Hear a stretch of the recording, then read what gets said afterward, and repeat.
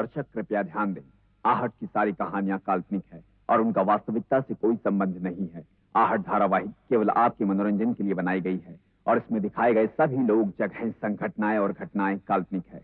आहट बनाने वाले ये नहीं चाहते हैं कि हमारा कोई भी दर्शक आहट देखने के बाद भूत प्रेत, जादू टोना या अद्भुत शक्तियां जैसे अंधविश्वासों में यकीन करे, क्योंकि ये सारी कहानियां काल्पनिक है।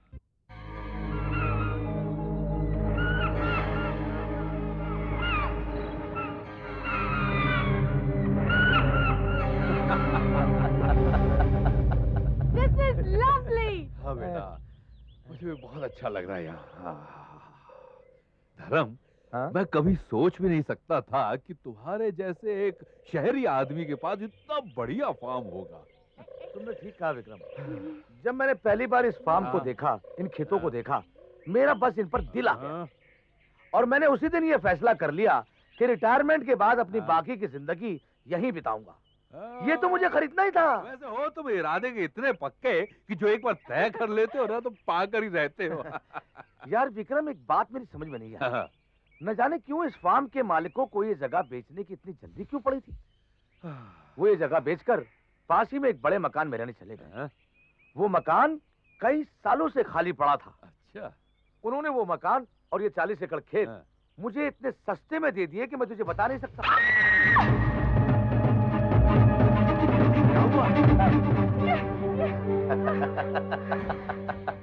डर गई बेटी इस पुतले को देखकर। ये पुतला स्केयरक्रो है, पंछियों और जानवरों को डराने के लिए।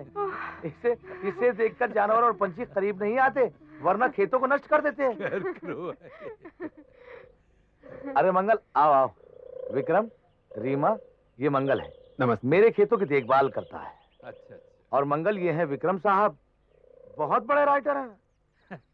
और ये उनकी बेटी रीमा। ये लोग 1 महीने तक हमारे मेहमान बनकर यहाँ रहेंगे। ये किताब लिखने आए हैं, किताब। इन्हें किसी तरीके की परेशानी और तकलीफ नहीं होनी चाहिए। समझे? आओ विक्रम, मैं तुम्हें घर दिखाता हूँ। आओ। आओ बेटी।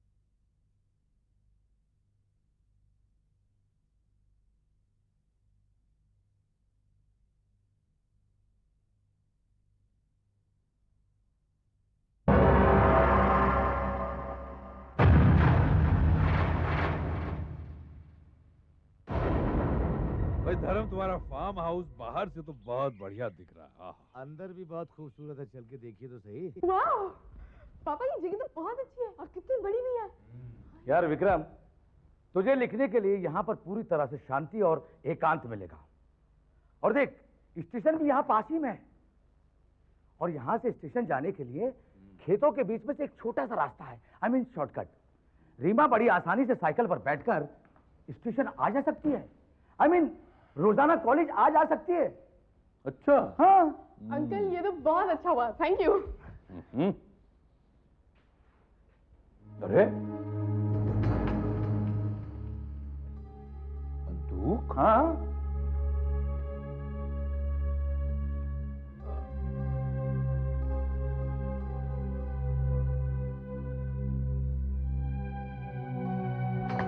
अरे ये तो भरी हुई है, लोडेड है।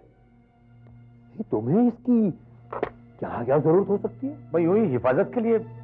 सुनसान जगह है ना, चोर चक्के भी आ जा सकते हैं। अबे अबे क्या कर रहा है? चलानी तो आती है ना। डैडी। हाँ बेटा। डैडी यहाँ आइए, जल्दी आइए। क्या है?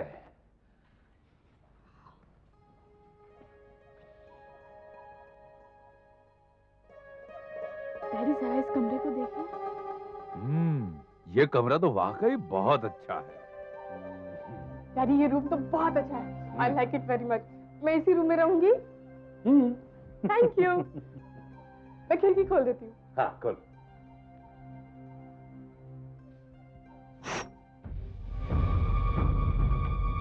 भट्टिया,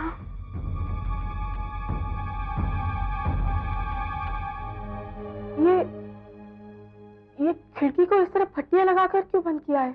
मालूम नहीं बेटा, 3 महीने पहले ये जगह खरीदी है मैंने, लेकिन मैं यहाँ रहने आया ही नहीं। मैं देखता हूँ।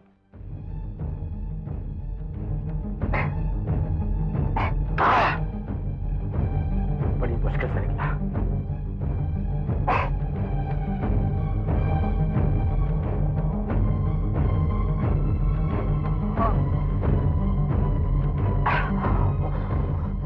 इसमें तो बड़ी मजबूती से कीले ठोके गए हैं। मैं कल सुबह मंगल से कहकर निकलवा दूंगा।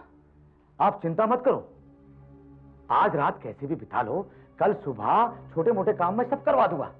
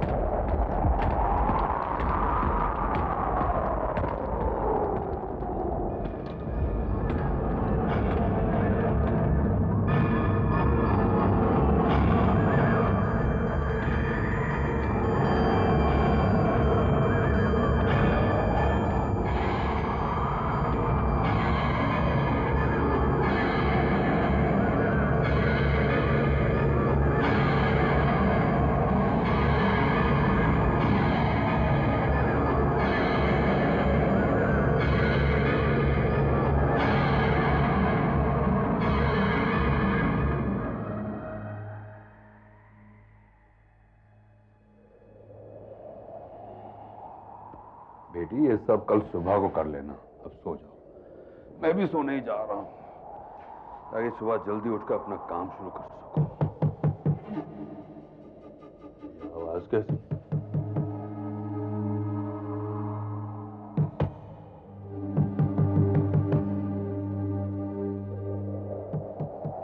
ये अचानक तूफान कैसे आ गया?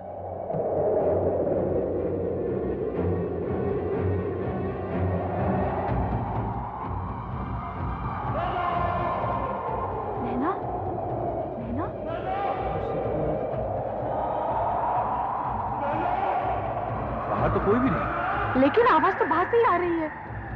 कौन हो सकता है? बाहर जाकर देखता हूँ। हाँ।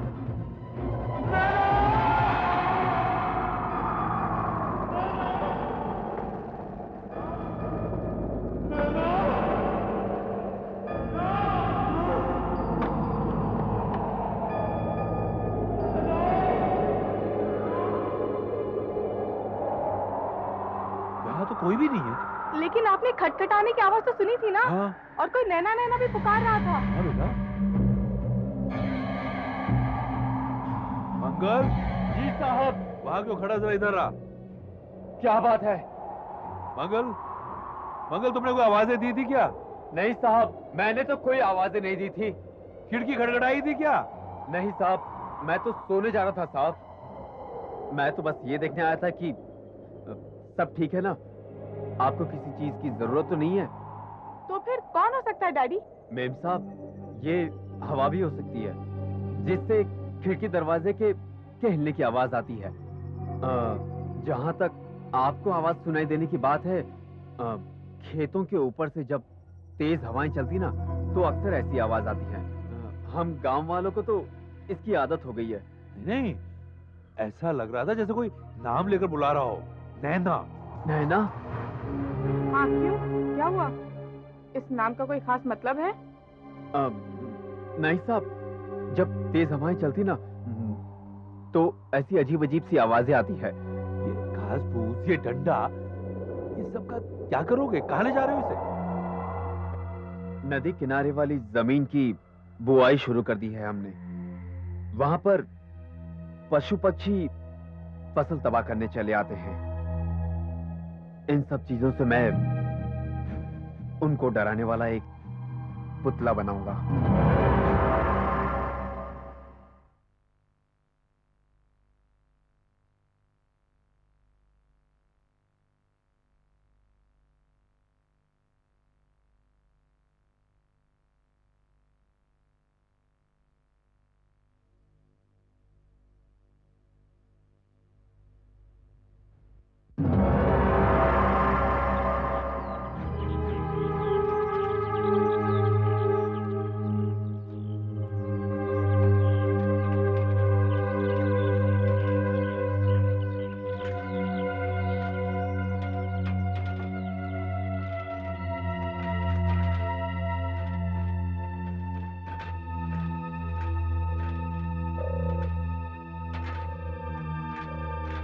मंगल, मंगल, मंगल, ये लो, तुम्हारे इस पुतले के लिए मैं अपने डैडी की पुरानी हैट लाई हूँ।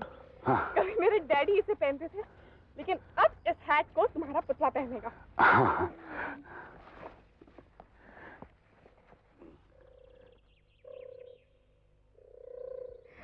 मंगल जी, मैं चिड़ियों के बारे में तो नहीं कह सकती कि वो डरेंगे कि नहीं, पर मुझे तो इसे देख के बहुत डर लग रहा है। अच्छा। मैम साहब, आप कहाँ जा रही हैं? मैं कॉलेज जा रही हूँ मंगल। आप देखते तो जाइए कि पूरा होने के बाद कैसा लगता है। नहीं नहीं मंगल, मैं शाम को लौटते वक्त देखूंगी। ठीक है, अब चलती हूँ।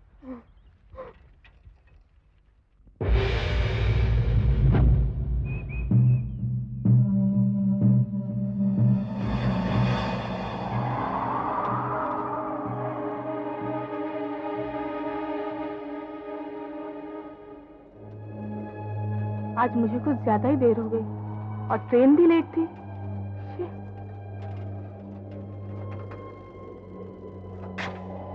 बस जल्दी से जल्दी मैं घर पहुंच जाऊं। अरे क्या हुआ? ओह नो, इसे भी अभी पंचर होना था। अब इतनी दूर चल के जाना पड़ेगा।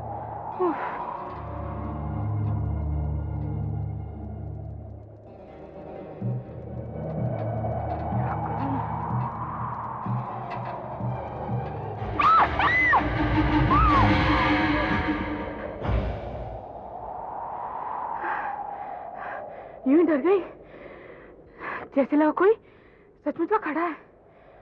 बिल्कुल असली लगता है, लेकिन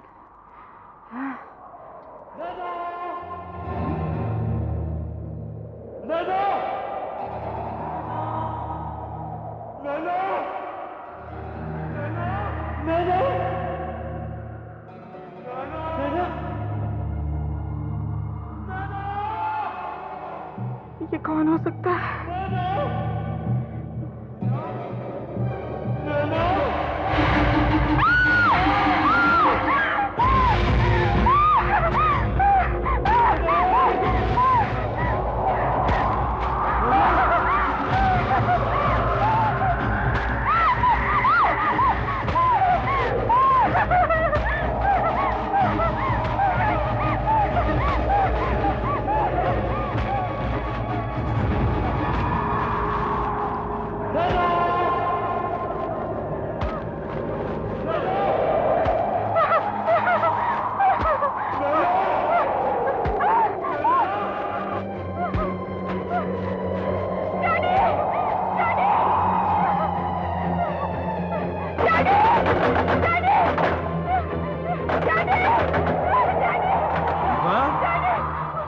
क्या हुआ? वो स्केरक्रो, वो जिंदा है, वो सच में जिंदा है। स्केरक्रो जिंदा? ये कैसे हो सकता है बेटा? वो मेरा पीछा कर रहा है, वो मेरा पीछा कर रहा है।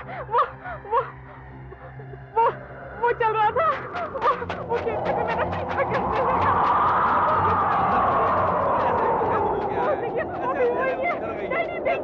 ये तो मंगल है। क्या हुआ साहब? मैं खेत में काम कर रहा साहब। मेम साहब का चिल्लाना सुन के मैं इनके पीछे भागा और यहाँ आया। क्या हुआ मेम साहब? तो ये है तुम्हारा स्केयरक्रो। बेटा वो पुतले के हवा से कपड़े हिलते देखकर ना तुम डर के चीखकर भाग निकली और तुम्हें चीखकर भागते देखकर ये तुम्हारे पीछे भागा। बेटा वो मंगल था, मंगल। वो घास फूस का पुतला नहीं था। नहीं नहीं वो पुतला ही था, वो पुतला ही था। वो बड़े अजीब तरीके से चल रहा था। वो जैसे आहिस्ता आहिस्ता घसीट रहा वो एक पैर के पीछे अपना दूसरा पैर घसीट रहा था। वो पुतला ही था।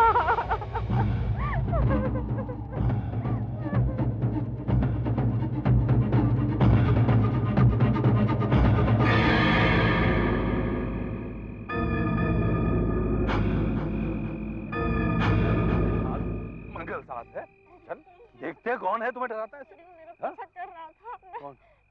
ये रहा तुम्हारा पीछा करने वाला शिकारी है जो इस समय सिर्फ पीछा नहीं कर रहा, चुपचाप सीधा खड़ा हुआ पंछियों को डरा रहा। लगता है आज इसने गलती से हमारी रीमा को पंछी समझ के डरा दिया। डैडी प्लीज डैडी, आप मेरी बात क्यों नहीं मानते? मैं यकीन के साथ कह सकती हूँ चल रहा था। बेटे अंधेरे में कभी कभी कुछ चीजें डरावनी लगती है और जब कोई डरा हुआ होता है तो हर चीज डरावनी लगती है? ऐसे में हवा का जरा सा झोंके में कोई भी हलचल होती है तो आदमी कुछ से कुछ समझ लेता है। तो वो आवाज वो नैना बेटा मैंने कहा ना, तुम समझती क्यों नहीं हो? ये हवा के कारण था सब कुछ। चल चल घर चले और तेरी खरोंचों में दवाई लगाऊं। मंगल वो साइकिल लेते आना। चल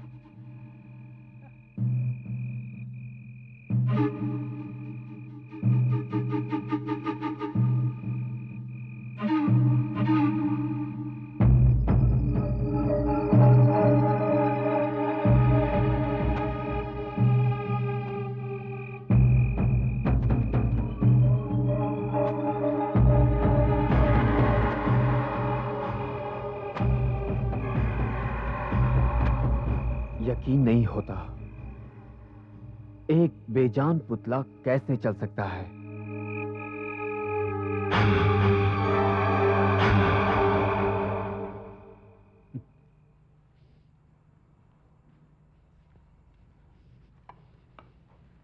लो बेटा पानी पी लो, तबीयत अच्छी हो जाएगी। लो।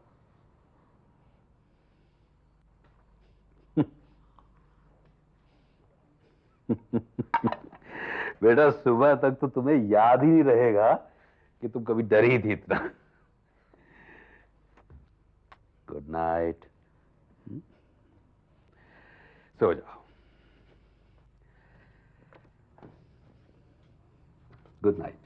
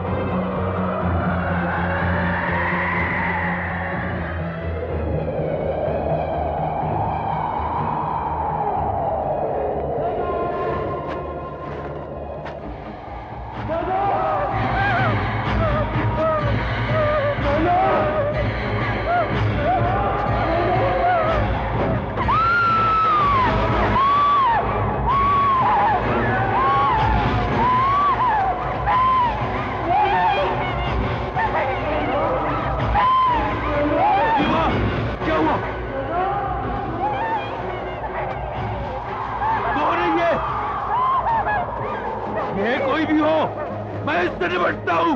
देखता हूं कौन है ये।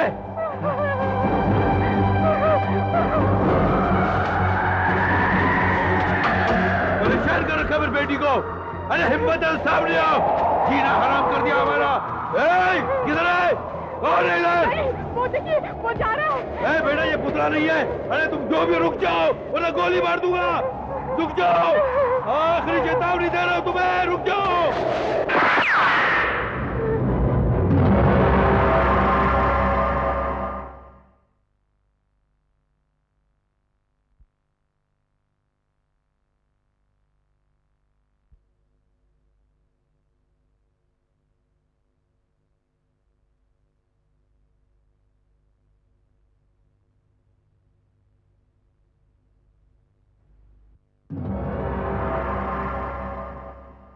क्या?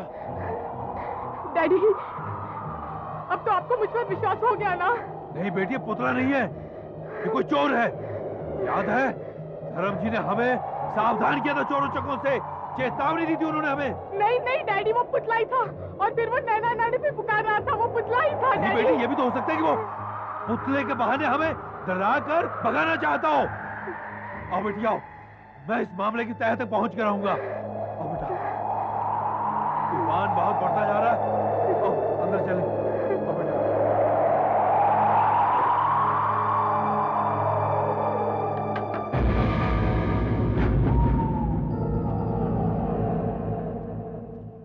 साहब वो कोई चोर था क्या? मेरी बेटी तो समझती है वो घास फूस का पुतला ही था, लेकिन मेरे ख्याल से वो किसी आदमी की कारस्तानी है। इस गांव में कोई ऐसा आदमी है जो लंगड़ा हो या लंगड़ा कर चलता हो? नहीं साहब, लेकिन वो बार बार नैना नैना पुकारता है। ये नैना कौन हो सकती है? क्या गांव में कोई नैना नाम की लड़की है जो हो सकता है कभी इस मकान में रही हो? देखो मंगल, तुम मुझसे कुछ छिपा रहे हो। वो आदमी कौन है जो हमें तंग कर रहा है? ये नैना कौन है? देखिए साहब, मैं आपके हर सवाल का जवाब दूंगा, लेकिन इससे पहले मेरे एक सवाल का जवाब दीजिए। जब आपने चोर पर गोली चलाई थी, आपको यकीन है कि वो गोली उसको लगी थी? मेरे ख्याल से उसकी टांग पर गोली लगी थी, वो गिरा भी था, फिर वो जल्दी से उठकर तेजी से लंगड़ाता वो भाग निकला।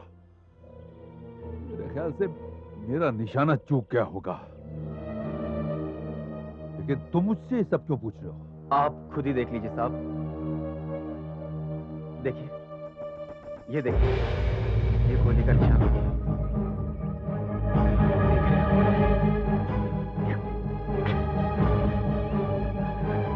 ये गोली। साहब, आप निशाना चूके नहीं थे। मैं नहीं जानता कि इसके पीछे राज क्या है। यह कैसे हो सकता है कि जो गोली आपने भागते हुए आदमी पर चलाई थी, वो गोली इस बेजान पुतले की टांग से कैसे निकली?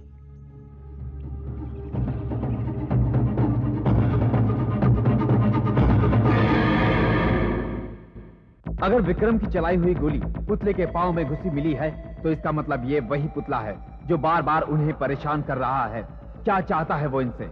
कौन है ये नैना? क्या संबंध है नैना का इस पुतले के साथ? किस पुरानी कहानी को दोहराने के लिए ये बेजुबान पुतला खड़ा है? जानने के लिए देखिए आहट का अगला एपिसोड, पुतला।